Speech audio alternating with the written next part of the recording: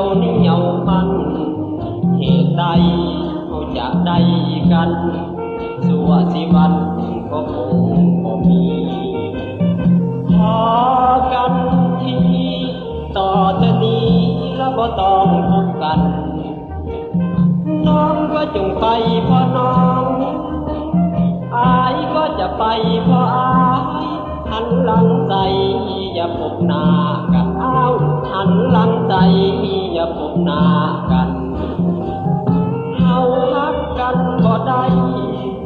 ฮักไปก็บ่มีทางน้องเป็นคนใจน้อยน้อยเดียวก็หวังเดินห่างให้อายเอาแต่ใจนางบ่มีทางหักจะมันเหนียวพอกันที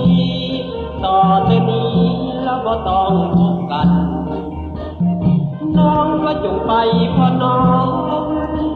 อายก็จะไปเพราะอายหันหลังใจอย่าพบหน้ากันเอาหันหลังใจอย่าพบหน้ากัน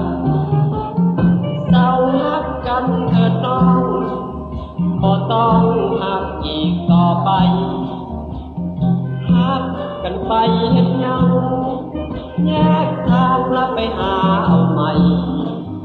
ฮักกันมันลำบากยากใจบ่ได้อายก็บ่เอา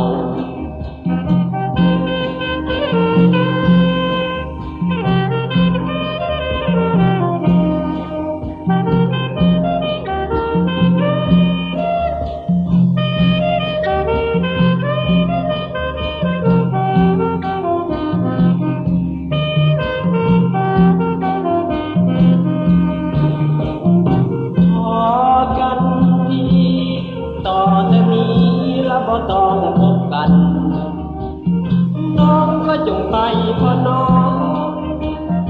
อายก็จะไปเพราะอายหันหลังใจอย่าพบหน้ากันอ้าวหันหลังใจอย่าพบหน้ากันเจ้าฮักกันเถิดน้อง